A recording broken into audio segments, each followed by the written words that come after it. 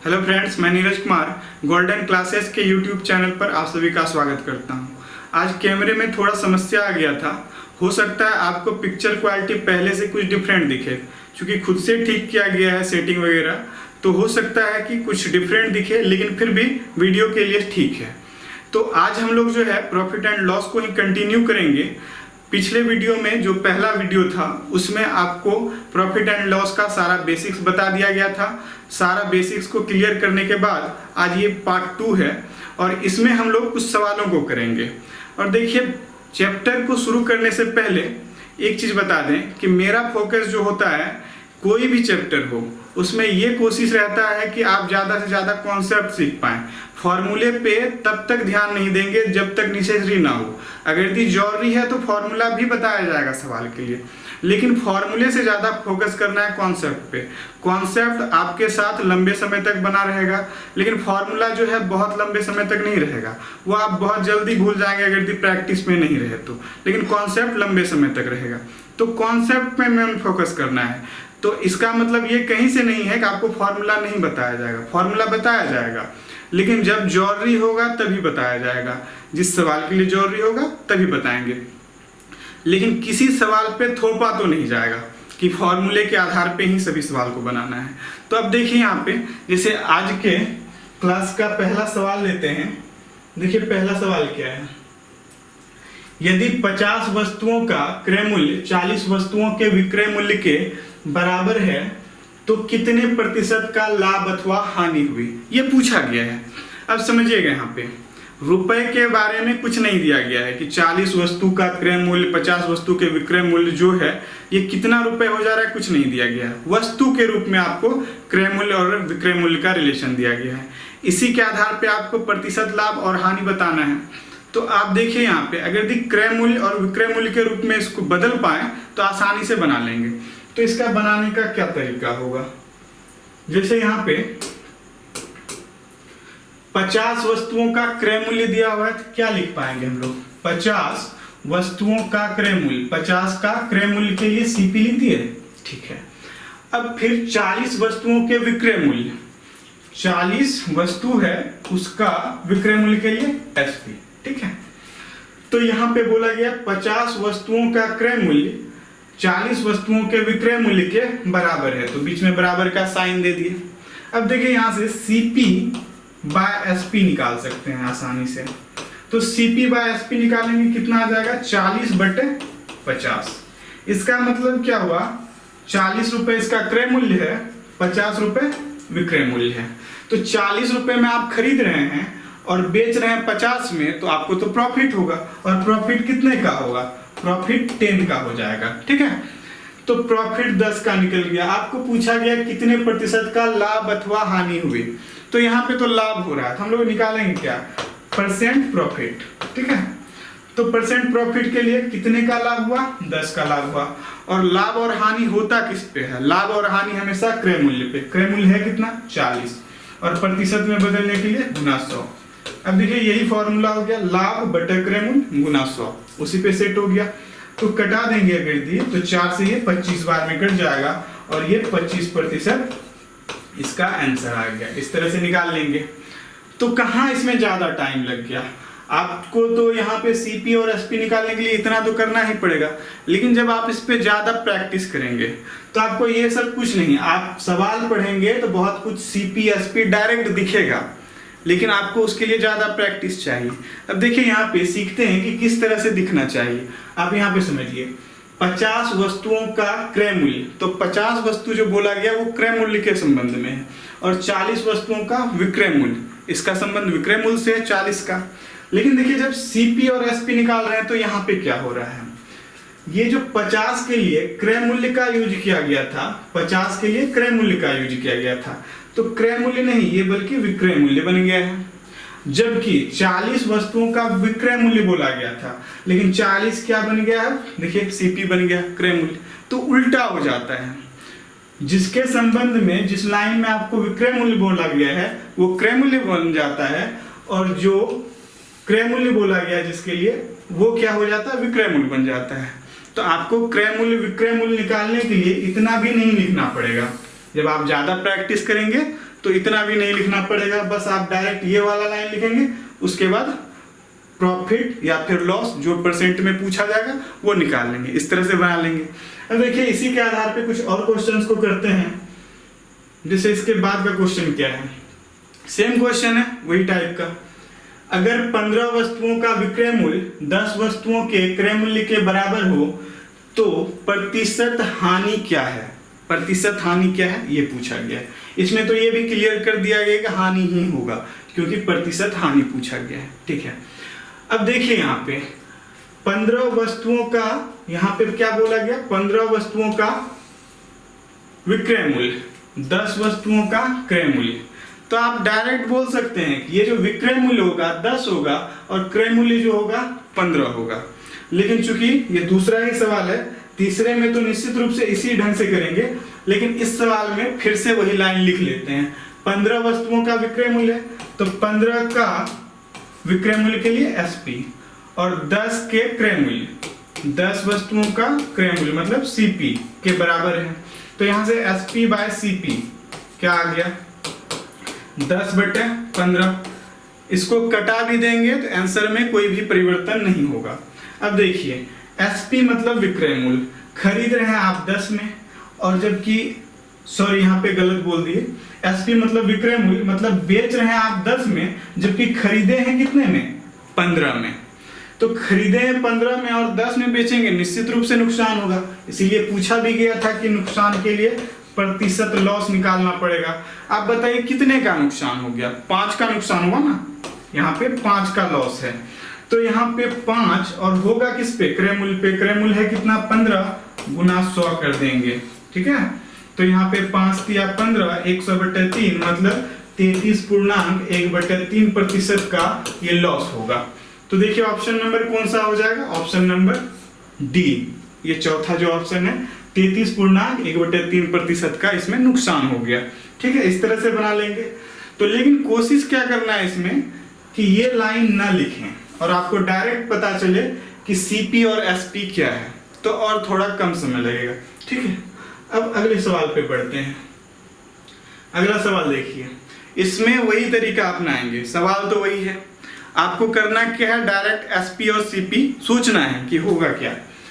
26 वस्तुओं का क्रय मूल्य, ठीक है। तो क्रय मूल्य 26 के लिए बोला गया है ना, तो ये क्रय मूल्य नहीं होगा, लेकिन ये हो क्या जाएगा, विक्रय मूल्य हो जाएगा। तो यहाँ पे विक्रय मूल्य लिख लेते हैं इसके लिए। तो 26 का क्रय मूल्य बोला गया, लेकिन होगा ये क्या, विक्रय मूल्य, जबकि 26 का क्रय मूल्य बोला गया है तो ये विक्रय मूल्य हो जाएगा। और यहाँ पे देखिए 25 वस्तुओं का विक्रय मूल्य बोला गया है तो ये क्रय मूल्य हो जाएगा। बस उल्टा कर देते हैं इसको। आप ऐसे बट्टे में नहीं लिखना चाहते हैं तो आप बराबर करके भी लिख लीजिए, कोई अंतर नहीं है। तो यहाँ पे ये कितना आ जाएगा, 25। इस तरह से कहने का मतलब क्या था कि बट्टे में नहीं लिखना चाहते तो आप ऐसे भी लिख सकते थे। जैसे यहाँ पे 26 वस्तुओं का क्रय मूल्य है तो 26 का क्रय मूल्य दिया हुआ ना, लेकिन 26 होगा क्या, ये विक्रय मूल्य हो जाएगा, ठीक। और फिर 25 वस्तुओं का विक्रय मूल्य दिया है तो विक्रय मूल्य नहीं बल्कि ये 25 जो है क्रय मूल्य हो जाएगा, मतलब CP हो जाएगा। इस तरह से ऐसे भी लिख सकते हैं या फिर ऐसे लिखिए, जैसे आपको समझ में आए वैसे लिखिए, ठीक है। तो इसका मतलब क्या हो जा रहा है कि 26 रुपए में बेच रहे हैं और खरीदे हैं कितने में, 25 में। 25 में खरीद के 26 में बेच रहे हैं, निश्चित तौर पे लाभ होगा। तो कितने का लाभ होगा, देखिए 1 का लाभ हो जाएगा। तो प्रतिशत प्रॉफिट, तो 1 का लाभ होगा। और लाभ और हानि हमेशा होता है किस पे, क्रय मूल्य पे। ये 25 है और गुना 100 कर देंगे तो यहाँ से कटा दीजिए, 25 से ये 4 बार में कटा, मतलब 4%। 4% का इसको प्रॉफिट होगा, ठीक है। इस टाइप पे 3 सवाल कर चुके हैं, काफी है इतना ही। अब बढ़ते हैं अगले टाइप की ओर। अब देखिए अगला टाइप में क्या आता है। देखिए इस सवाल को करने से पहले थोड़ा एक और सवाल होगा जो प्रॉफिट वाला होगा। हाँ, ये वाला है प्रॉफिट वाला, ये भी प्रॉफिट वाला है। तो इन दोनों में से कोई एक कर लेते हैं। चलिए इसी सवाल को करते हैं। जैसे देखिए 250 केले पर एक फल विक्रेता को 50 केलों के विक्रय मूल्य के बराबर लाभ होता है, ठीक। अब बोला क्या गया है, उसका लाभ प्रतिशत कितना होगा।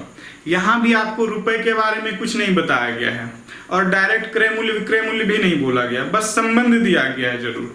तो अब यहाँ पे बताना क्या है आपको, प्रतिशत लाभ कितना होगा। यहीं पे हानि भी बताने का होता है इसी टाइप में।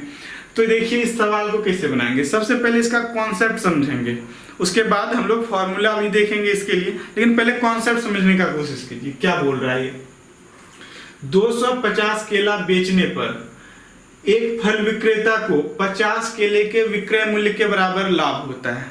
आप बताइए किसी भी सामान को आप बेच रहे हो तो लाभ कब होता है। लाभ कहने का मतलब ही है कि सबसे पहले आपने पूंजी अपना निकाला होगा, मतलब जो लागत मूल्य था वो निकालने के बाद प्रॉफिट होगा आपको, ठीक है। इसी कॉन्सेप्ट को यहाँ पे लिख लेते हैं हम लोग। जैसे यहाँ पे इसको बनाने के लिए क्या यूज करना है, देखिए 250 केला को फल विक्रेता जो है बेच रहा है, ये ना, देखिए यहाँ पे लिखा हुआ है 250 केले को बेचने पर, तो हम लोग लिखेंगे 250 केला को नहीं लिख रहे हैं, यहाँ पे डायरेक्ट लिख रहे हैं 250, चलिए लिख ही लेते हैं, केले का विक्रय मूल्य, ठीक, 250 केले का विक्रय मूल्य। अब देखिए यहाँ पे क्या होगा, जब ये बेचता है तो उसको 50 केले के विक्रय मूल्य के बराबर ही लाभ होता है। तो 50 केले के विक्रय मूल्य के बराबर लाभ कमाने के लिए पहले इसका जो सीपी होगा, जो लागत मूल्य है, वो निकालना होगा, मतलब कि ये अपने पूंजी से ज्यादा कमाएगा, ठीक है। तो आप देखिए इसका मतलब हो ये गया कि 250 केले का सीपी जो इन्वेस्टमेंट था वो, अब प्लस, अब जब पूंजी निकल गया अब इसको लाभ होगा, और लाभ हो कितना रहा है, 50 केले के विक्रय मूल्य के बराबर, तो 50 केले का एसपी, ठीक है। देखिए यहाँ पे प्लस क्यों किए, इसके बराबर अब ये हो जाएगा। फिर से एक बार समझ लेते हैं, 250 केले को जब वो बेच रहा है तो बोला ये जा रहा है कि 50 केले के विक्रय मूल्य के बराबर लाभ हो रहा है, दोनों विक्रय मूल्य के बराबर ही रिलेशन दिया हुआ है। तो 250 केले का विक्रय मूल्य तो लिख दिए एसपी। अब फिर लाभ तभी होगा जब आप अपना पूंजी निकाल लें, तो पूंजी 250 का क्या होगा, 250 का सीपी लिखे इसीलिए कि उसका इन्वेस्टमेंट तो यही होगा ना, 250 का सीपी। हाँ, जैसे पूंजी निकला अब क्या होगा, वो लाभ कमाएगा, तो लाभ कितना, 50 केले के विक्रय मूल्य, तो प्लस जोड़ दिए। देखिए जो कहना चाह रहा है वो लिख लिए। अब सॉल्व कर लेते हैं हम लोग। अब इसको जब सॉल्व करेंगे, देखिए एसपी वाला टर्म जो है एक साइड आएगा, एसपी वाला ये टर्म है और ये टर्म है, तो 250 में से ये प्लस का 50 है तो इस साइड आएगा तो माइनस हो जाएगा, 250 में 50 घटाइए तो ये 200 एसपी वाला टर्म है, देख लीजिए यहाँ पे, ठीक है। तो 200 गुना में एसपी लिख लीजिए, बराबर, पूरा लैंग्वेज लिखने का कोई मतलब नहीं बनता है। अब फिर यहाँ पे बचा क्या है, 250 सीपी ये बचा हुआ है, ठीक। तो देखिए यहाँ पे एसपी बटे सीपी फिर से पता चल गया। एसपी बटे सीपी निकालने से पहले एक काम कीजिए, आप इसको कटा लीजिए, तो कटाएंगे तो 50 से तो आसानी से कट जाएगा, छोटा नंबर कर लेते हैं थोड़ा, 50 से कटाएंगे 4 बार में, 50 से कटाएंगे 5 बार में, तो एसपी बटे सीपी क्या है, 5 बटे 4। इसका मतलब क्या, सीपी मतलब क्रय मूल्य, खरीदा है ये 4 में जबकि बेच रहा है कितने में, 5 में, निश्चित तौर पे प्रॉफिट होगा, और प्रॉफिट होगा कितने का, 1 का।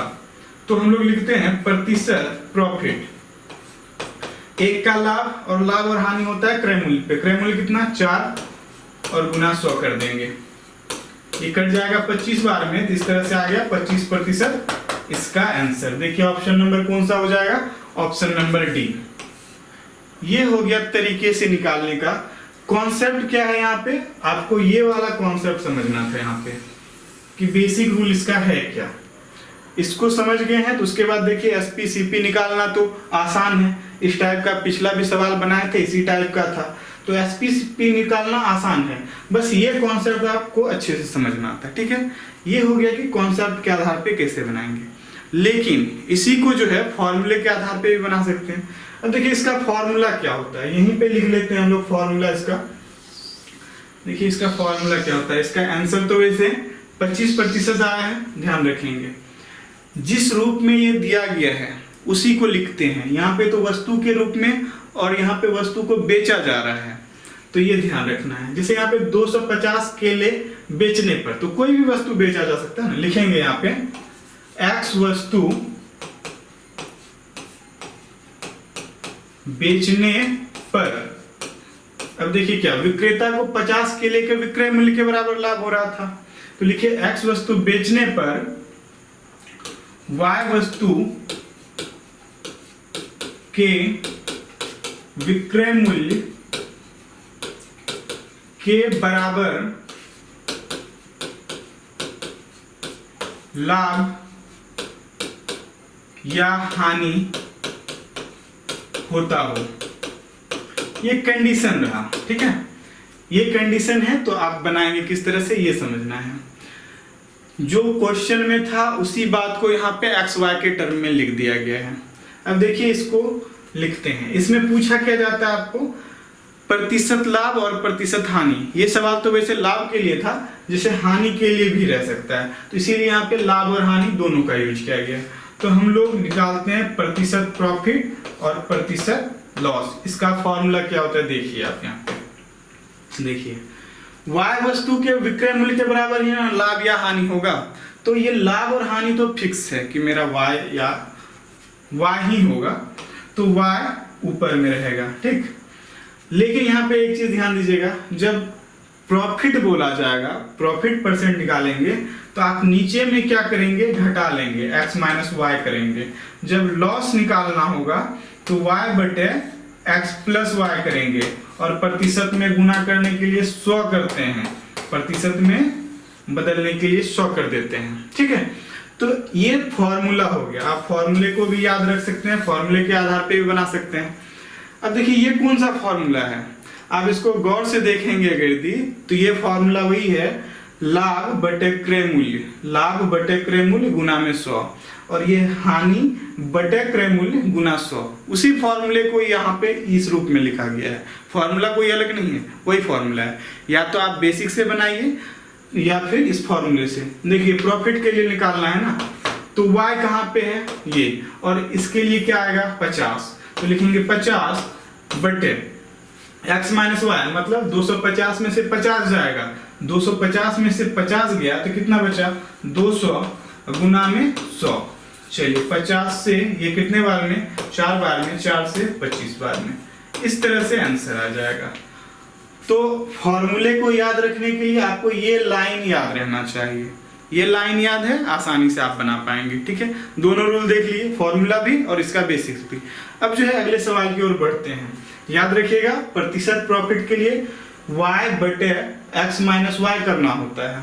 प्रॉफिट है तो देखिए y तो दोनों के ऊपर है और गुना में 100 दोनों में है, लेकिन यहाँ पे केवल ये ध्यान देना है जब प्रॉफिट पूछा जाता है तो x माइनस वाई हो जाता है, जबकि लॉस में x प्लस वाई हो जाता है। ये ध्यान रखना है थोड़ा।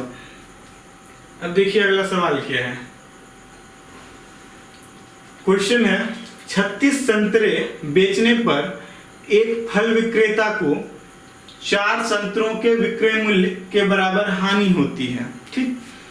तो उसकी हानि प्रतिशत कितनी है। इस सवाल में लाभ के बदले में हानि दिया गया है, तो हानि प्रतिशत पूछा गया है। तो पहले इसको भी बेसिक से बना लेंगे, लेकिन उसके बाद जो है हम लोग फॉर्मूले से भी देखेंगे। अब देखिए इस सवाल को बनाते हैं।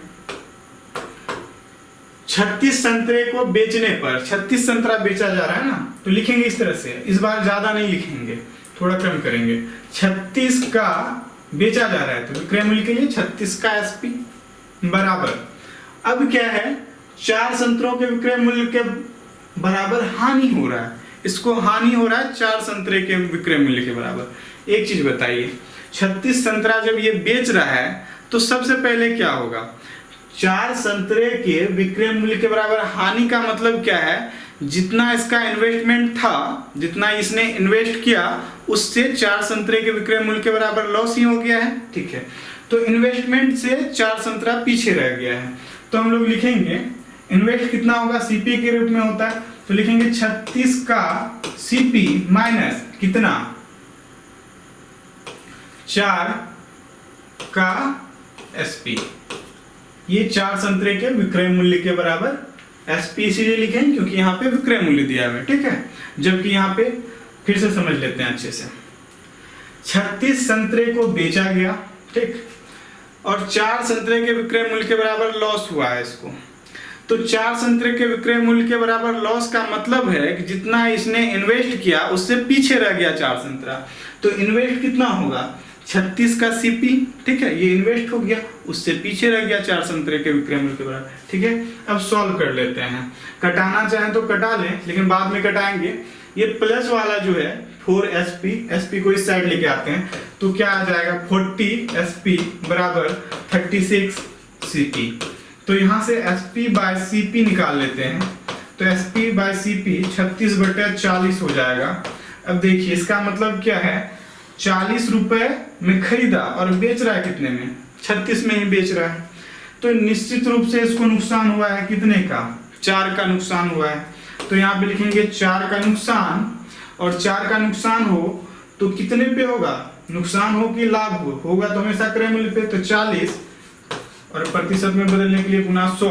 तो यहाँ से कटा देंगे, 4 से 4 कैंसिल, 0 से 0 कैंसिल, मतलब 10% का लॉस हुआ है। इसको इस तरह से बना लेंगे, ठीक है। और इसका फॉर्मूले से अगर यदि बनाए तो ये तो दिया ही था कि हानि प्रतिशत बताइए, तो हानि प्रतिशत हम लोग निकालते हैं, प्रतिशत लॉस, ठीक। हानि हो कितने के बराबर रहा है, 4 संतरा ना, तो ऊपर में लिखेंगे 4 संतरा, ठीक। उसके बाद जब हानि होता है तो नीचे में क्रय मूल्य के स्थान पे क्या होता है, हानि के लिए जोड़ते हैं हम लोग। देखिए 36 जोड़ 4 कर दीजिए 40, और प्रतिशत में बदलने के लिए गुना 100 कर देंगे। 4 से कटा देंगे 10 बार में, 10 से ये 0 0 कैंसिल, और फिर ये 10% का लॉस। इस तरह से आंसर आ गया, ठीक है। ये सवाल बन गया। एक और सवाल है, और इसी के साथ ये वीडियो का भी लास्ट सवाल होगा। देखिए कौन सा सवाल है, ये वाला सवाल। बस फॉर्मूले से ही बनाएंगे क्योंकि 2 क्वेश्चन में हम लोग बेसिक रूल जो है वो देख चुके हैं। 100 पेंसिल बेचने पर एक दुकानदार को 20 पेंसिल के विक्रय मूल्य के बराबर लाभ होता है, उसका लाभ प्रतिशत बताइए, ठीक है। प्रॉफिट बताना है, वो भी प्रतिशत में बताना है। तो यहाँ पे प्रॉफिट परसेंट जब निकालेंगे, देखिए प्रॉफिट कितना हो रहा है, 20 पेंसिल के विक्रय मूल्य के बराबर लाभ हो रहा है, तो 20 तो ऊपर जाएगा, ठीक। नीचे में प्रॉफिट निकाल रहे हैं तो प्रॉफिट में घटता है, ये याद रखना है। 100 में 20 घटा दीजिए 80, और गुना 100 प्रतिशत में बदलने के लिए 20 से 4 बार में, 4 से ये 25 बार में, और इस तरह से आंसर आ गया 25%, ठीक है। तो ये सवाल बन गया, बड़े आसानी से बहुत तेजी में बन सकता है। फॉर्मूला याद नहीं भी है तो कॉन्सेप्ट को याद रखना है, कॉन्सेप्ट अच्छे से समझना है। कॉन्सेप्ट समझिएगा, अगर कॉन्सेप्ट समझिएगा उसके बाद अगर फॉर्मूला समझते हैं आप, फॉर्मूले को याद रखना भी आसान हो जाता है। तो आप देख रहे होंगे कि वो जो कॉन्सेप्ट यहाँ पे 80 ये किस तरह से हुआ है, ये हुआ है 100 माइनस ये 20 करके, इसी से ये 80 हुआ है ना।